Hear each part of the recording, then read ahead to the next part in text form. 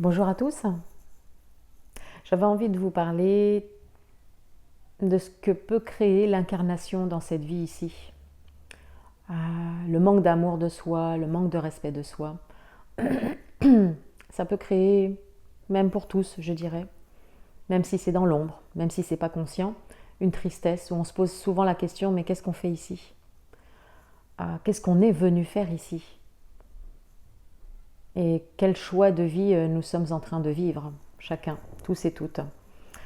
Et dans mes séances, en fait, je parle souvent de cette tristesse. Et puis, c'est pas une tristesse parce que vous avez perdu un être cher ici, bien que ça peut jouer.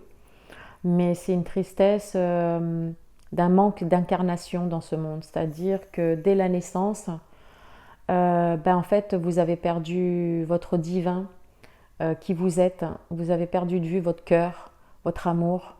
C'est l'oubli de soi, c'est les mémoires de comment dire, c'est se sentir séparé de soi en fait, où on n'est plus connecté à soi. Donc ça crée une tristesse, mais c'est une tristesse de fond qui peut ne pas être ressentie. Et puis il y a un jour dans votre vie où ça va être ressenti, donc ça va être vécu comme une dépression nerveuse, un manque de soutien de soi, un manque de détermination. Vous pouvez pleurer comme ça sans aucune raison. Et puis, vous vous posez souvent la question, mais quel est l'intérêt ou quel est le but de cette vie ici, en fait? Alors, de ce que j'ai découvert de mon expérience, je ne peux pas dire qu'il y a un but précis, cette incarnation.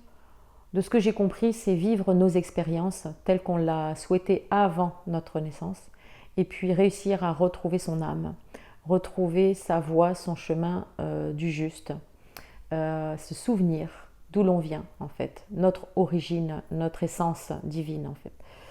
Et c'est ce qu'on recherche. Le souci, c'est que comme la matrice a été inversée, nous regardons bien trop les choses à l'extérieur en croyant que c'est l'extérieur qui va venir nous sauver. Que ce soit un gouvernement, une religion, que ce soit notre père, notre mère, un frère, une sœur, n'importe. Le haut boulot, je ne sais pas. Que c'est l'extérieur qui va venir nous sauver. Donc on s'est imaginé tout à l'extérieur. Mais ça nous a enfermés. Parce que l'extérieur n'est qu'illusoire. Donc vous ne pouvez pas découvrir qui vous êtes si votre regard est toujours posé à l'extérieur en vous disant mais qui peut bien me sauver de là?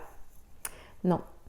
Donc je sais que bien des personnes expriment que c'est le retour à soi qui permet d'ouvrir notre véritable identité, notre véritable essence.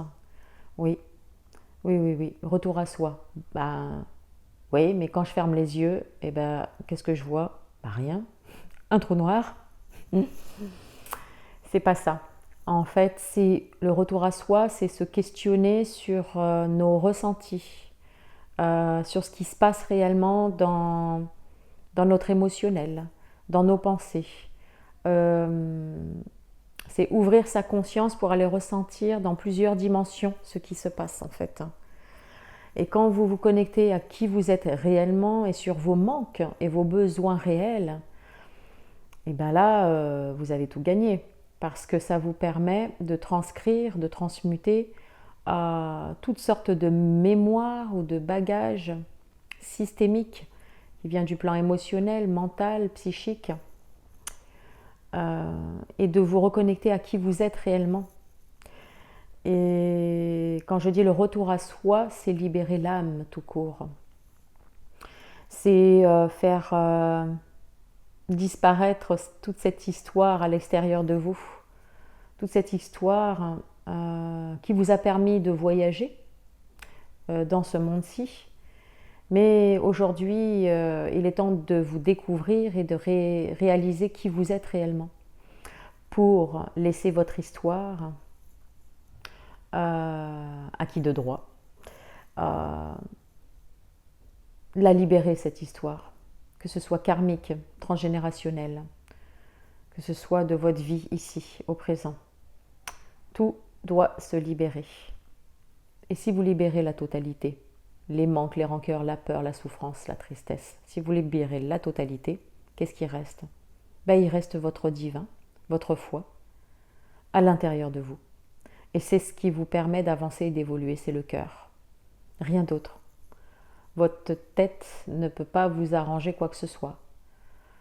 Non, c'est votre cœur qui vous guidera toujours là où vous devez aller, au bon endroit et au bon moment.